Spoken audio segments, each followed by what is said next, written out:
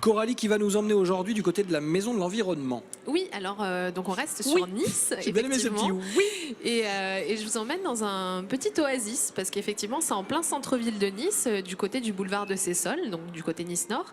Et on se retrouve dans une maison, une vieille maison niçoise en fait, qui a plusieurs objectifs, qui est vraiment déjà un exemple dans le domaine du développement durable et qui a voilà, différents objectifs auprès du grand public puisque c'est une maison qui est animée par la municipalité notamment.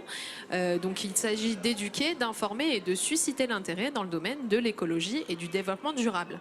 Alors déjà, dans un premier temps, cette maison, c'est un peu un site exemplaire parce qu'elle essaie de regrouper différentes méthodes de développement durable et d'écologie. Donc on a par exemple des ruches pédagogiques, on a un potager où on peut venir voilà, pour des ateliers cultivés, on en reparlera un petit peu plus tard.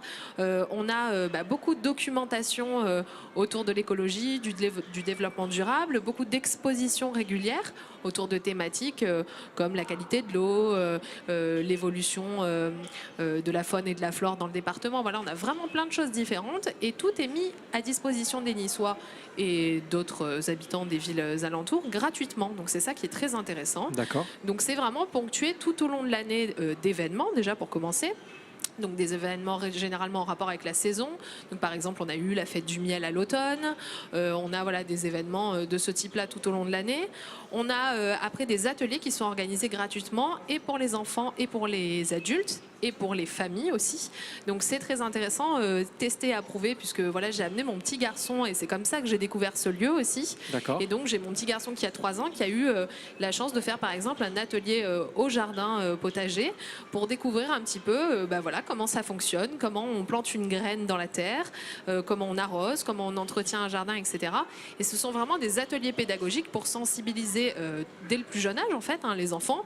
Après les adultes sur des sujets comme par exemple la permaculture et après les familles. Alors là par exemple récemment on a eu des ateliers comme fabriquer un terrarium, donc parents-enfants. On a aussi des ateliers de petites expériences chimiques, des choses comme ça. Mais c'est très bien de pouvoir passer à la pratique parce que souvent dans ce genre d'endroit, soit les enfants sont un peu réticents parce que ça peut être un peu rébarbatif ou alors très cadré, et il y a beaucoup de théorie et très peu de pratique. Effectivement. Là pour le et coup là, on met les mains dans le cambouis. Alors ce qui est intéressant aussi c'est que justement ce sont des associations qui viennent faire ces ateliers-là, donc des associations et des personnes très impliquées dans ces domaines de l'écologie et du développement durable et donc qui ont vraiment en plus une façon de présenter la chose qui donne envie de s'y intéresser et surtout envie de revenir. Alors autant vous dire bien sûr que les places sont chères entre guillemets même si c'est gratuit, c'est-à-dire que si vous avez un atelier par exemple le 3 janvier, il faudra appeler le 3 décembre à 9 h du matin dès l'ouverture pour pouvoir avoir une place. Ah oui, à ce parce que forcément les places sont limitées, on a entre 8 et 12 enfants par atelier à peu près, pour les adultes c'est la même chose, mais effectivement pour que l'atelier se passe dans de bonnes conditions et soit bien fait, il faut que le nombre de personnes soit assez restreint. Après, ce qui est intéressant, c'est qu'on a une programmation qui est visible pour toute l'année et donc on peut déjà, voilà, pour tout, en tout cas les 6 premiers mois de l'année, voir quels ateliers nous intéressent, se les noter dans l'agenda et ne pas oublier d'appeler un mois avant. Donc tout ça, c'est assez intéressant. La Maison de l'Environnement, c'est aussi un site qui s'occupe des trophées de l'environnement de Nice. Et ça, c'est très bien aussi. C'est à la fois pour les associations, à la fois pour les établissements scolaires qui d'ailleurs peuvent aussi venir régulièrement à la Maison de l'Environnement gratuitement pour emmener les classes, etc. Donc ça, c'est plutôt pas mal.